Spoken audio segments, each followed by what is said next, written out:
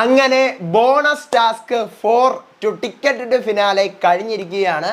ഏറ്റവും കൂടുതൽ പോയിന്റ് നേടി ഇപ്പോൾ മുന്നിൽ നിൽക്കുന്ന ടോപ്പിൽ നിൽക്കുന്നത് സിജോയുടെ ടീമാണ്.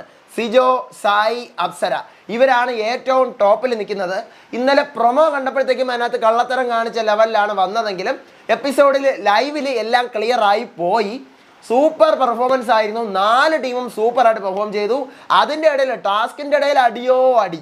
അത് വേറൊരു കാര്യം. അപ്സരയും ജാസ്മിനും തമ്മിൽ അടി, ജാസ്മിനും നോറയും തമ്മിൽ അടി, റസ്മിനും എല്ലാവരും കൂടെ അടി. ആകെ മൊത്തം ഈ പറയുന്ന ജഡ്ജ്മെന്റിന്റെ ഇടയിൽ കൂടി ഈ ജഡ്ജസ് തമ്മിലാണ് അടിയായത്. കണ്ടസ്റ്റൻസ് ഒക്കെ മര്യാദയ്ക്ക് പോയി ടീം വൈസ് അവർ പോയി കളിച്ചു. ജഡ്ജസിന്റെ ഇടയിലാണ് വഴക്കും അടിയൊക്കെ ആയത്. എന്താണ് ലൈവിൽ നടന്നുകൊണ്ടിരിക്കുന്നത് പറയാം. Welcome back to Ansif Moonlight Media. I am Ansif. Video ആദ്യമായിട്ട് കാണുന്ന ഒരു ചാനൽ സബ്സ്ക്രൈബ് ചെയ്യണം, ലൈക്ക് ചെയ്യണം, ഷെയർ ചെയ്യണം, കമൻറ്റ് എന്തായാലും ചെയ്യണം. അപ്പോൾ നമ്മുടെ ടാസ്ക് അറിയാമല്ലോ, കയ്യിൽ ഇങ്ങനെ 2 സാധനം വെച്ചിട്ട് മുട്ട കൊണ്ട് പോയി കറക്റ്റായിട്ട് സേഫായിട്ട് വെക്കണം. അതാണ് ടാസ്ക്. അങ്ങനെ ആദ്യം പോകുന്നത് നമ്മുടെ ഡെൻ ടീമാണെന്നാണ് എല്ലാവരും ജഡ്ജസ് 4 പേരും കൂടെയാണ് ഡിസൈഡ് ചെയ്യാനുള്ളത്. ഡെൻ ടീം പോകുന്നു. ജിൻഡോ, റസ്മിൻ, നന്ദനയാണ് പോകുന്നത്. ഇതിൻ്റെ ജഡ്ജ് എന്ന് പറയുന്ന അപ്സരയാണ്. റസ്മിൻ ആദ്യം 2 കഷ്ടപ്പെട്ട് ഈ 2 പ്രതലുണ്ട്, ഡിസ്ക് പോലെ, നമ്മുടെ ഡിസ്ക് ഇല്ലേ CD, അതുപോലത്തെ ഡിസ്കിൻ്റെ പോലത്തെ ഒരു പ്രതല 2 കയ്യിൽ തരും. ഇതിൻ്റെ നടുക്കൊരു ചെറിയ പൊത്തുണ്ട്. അപ്പോൾ ബോട്ടിനകത്ത് നിന്ന് മുട്ട എടുത്ത് ഈ പൊത്തിൽ വെച്ചിട്ട് ഇത് വീഴാതെ കൊണ്ടുപോയത്. കൈ അനക്കാതിരുന്ന് കൊള്ളാം. പക്ഷേ ഇത് ഇടയ്ക്കിടയ്ക്ക് കട്ടകളൊക്കെ ഇങ്ങനെ ചവിട്ടി ഇങ്ങനെ കുനിഞ്ഞ് കയറി അങ്ങനെയൊക്കെ ചെയ്യുമ്പോഴത്തേക്ക് വീഴാൻ ചാൻസ് ഉണ്ട്. ഒരു ഭയങ്കര ബുദ്ധിമുട്ടായിട്ടുള്ള ഒരു ടാസ്ക് ആയിരുന്നു. എനിക്ക് ഇഷ്ടപ്പെട്ടു ടാസ്ക്. റസ്മിൻ 2 ഉടയാതെ കൊണ്ട് വയ്ക്കുന്നു. ആദ്യം നമ്മളിതിങ്ങനെ കൊണ്ടുപോകണം. എന്നിട്ട് ഒരു കമ്പിയുണ്ട്, അതിൻ്റെ അടിയിൽ കൂടെ കുനിയണം.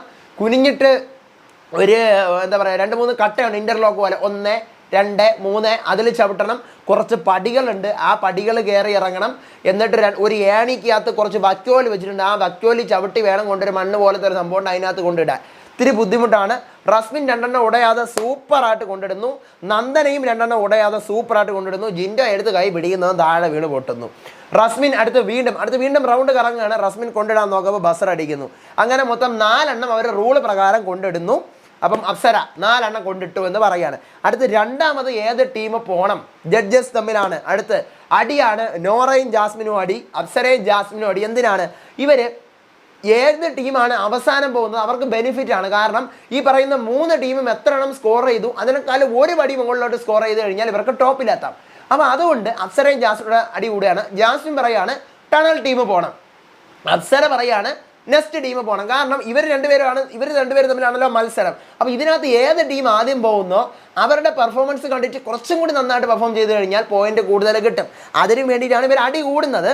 അപ്പം നോറയും ജാസ്മിനും കൂടെ പറയാണ്, നോറയും റസ്മിനും ജാസ്മിനും പറയുന്നു ടണൽ പോട്ടെ. നോറയും അപ്സരയും കൂടെ പറയുന്നു പീപ്പിൾ പോട്ടെ.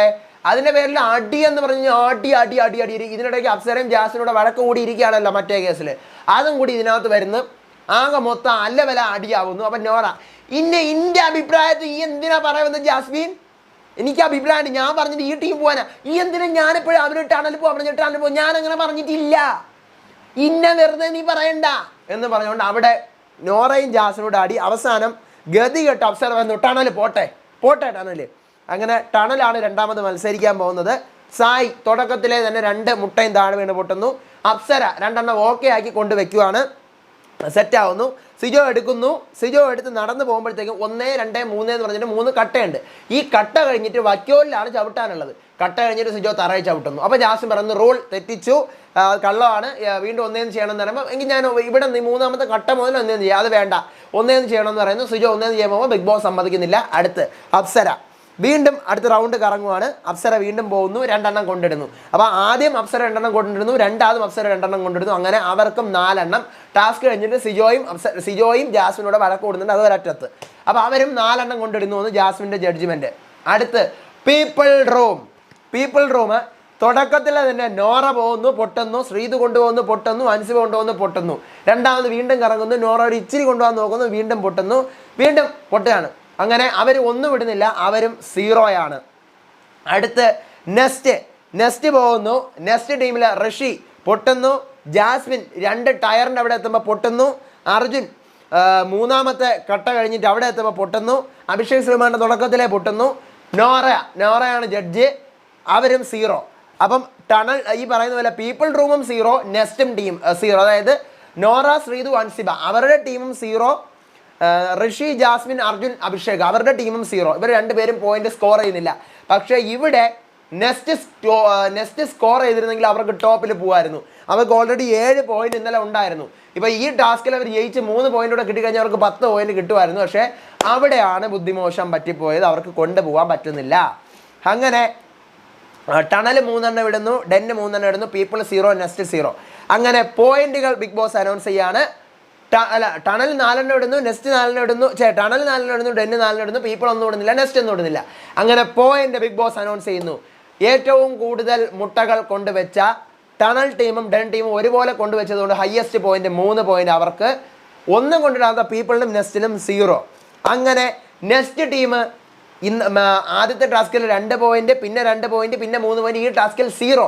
അതുകൊണ്ട് അവർക്ക് 7 പോയിന്റ്. ഇന്നലത്തെ അതേ പോയിന്റ് തന്നെ 7 നിൽക്കുവാണ്. ടണൽ 3 പോയിന്റ്, 2 പോയിന്റ്, ഇന്നലത്തെ ടാസ്കിലെ 0 പോയിന്റിന്റെ കൂടെ ഇന്നത്തെ ടാസ്കിലെ 3 പോയിന്റും കൂടി വന്നപ്പം 8 പോയിന്റ് അവർക്ക് കിട്ടുന്നു.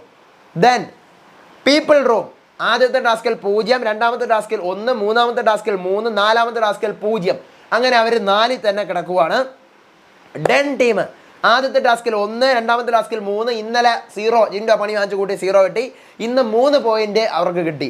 അങ്ങനെ അവർക്ക് മൊത്തം 7 പോയിന്റുകൾ. അപ്പോൾ ഏറ്റവും ടോപ്പിൽ ടണൽ 8 പോയിന്റ്, രണ്ടാമത് ഡെന്നും നെക്സ്റ്റും ഈക്വലായിട്ട് 7 പോയിന്റ്, മൂന്നാമത് പീപ്പിൾ റൂം 4 പോയിന്റ്. നാളത്തെ കടുകട്ടി മത്സരം വരട്ടെ, എന്താണെന്ന് നമുക്ക് കണ്ടു തന്നെ അറിയാം. ടണലാണ് ഇപ്പോൾ ഏറ്റവും മുന്നിൽ നിൽക്കുന്നത്. പക്ഷേ ഒരു ട്വിസ്റ്റ് എപ്പോൾ വേണമെങ്കിലും സംഭവിക്കാം. ഇതുവരെ വീട്ടിൽ ഗസ്റ്റ് വന്നിട്ടില്ല, ഇനിയാണ് ഗസ്റ്റ് ഒക്കെ വരാൻ പോകുന്നത്. ഞാൻ പറഞ്ഞ പോലത്തെ സംഭവങ്ങളൊക്കെ നടക്കുന്നത്. ഗസ്റ്റ് വരുന്നു, സായിയുടെ വൈഫ് വരുന്നു, സായിയുടെ അച്ഛൻ വീഡിയോ കോളിൽ വരുന്നു, പിന്നെ അപ്സരയുടെ ഹസ്ബൻഡ് വന്നതിന് ശേഷമുള്ള എൻ്റർടൈൻമെൻറ്റ്, അപ്സരയുടെ അമ്മ ആദ്യം വരുന്നു. അപ്പോൾ അങ്ങനെ കുറച്ച് സംഭവങ്ങളാണ് ഇനി നടക്കാൻ പോകുന്നത്. അത് നമുക്ക് ലൈവിൽ വരട്ടെ, അതിൻ്റെ അപ്ഡേറ്റുകളും വിശേഷങ്ങളും ഒക്കെ ആയിട്ട് ഞാൻ വരാം. ഇപ്പം ഈ ടാസ്കുകൾ കണ്ട് നമുക്കൊന്നും വിലയിരുത്താൻ പറ്റത്തില്ല. ഈ ടാസ്ക് ഇപ്പോൾ അതിൻ്റെ വേയിൽ പോയിക്കൊണ്ടിരിക്കുകയാണ്.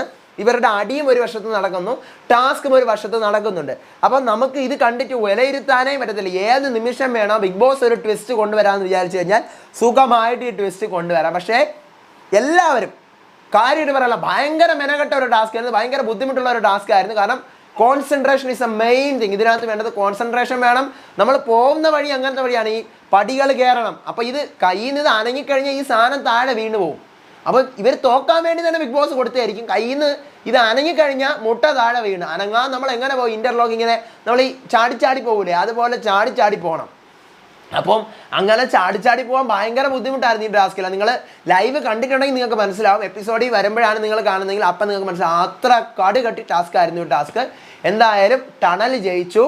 നെക്സ്റ്റും ഡെന്നും കൂടി ഇഞ്ചോടിഞ്ച് മത്സരമാണ്. നോക്കാം അടുത്ത ആര് ജയിക്കും എന്ന്. ലൈവ് അപ്ഡേറ്റുകളെ വിശേഷങ്ങളായിട്ട് ഞാൻ വരാം. അപ്പോൾ അതുവരേക്കും ബൈ ആൻഡ് ടേക്ക് കെയർ.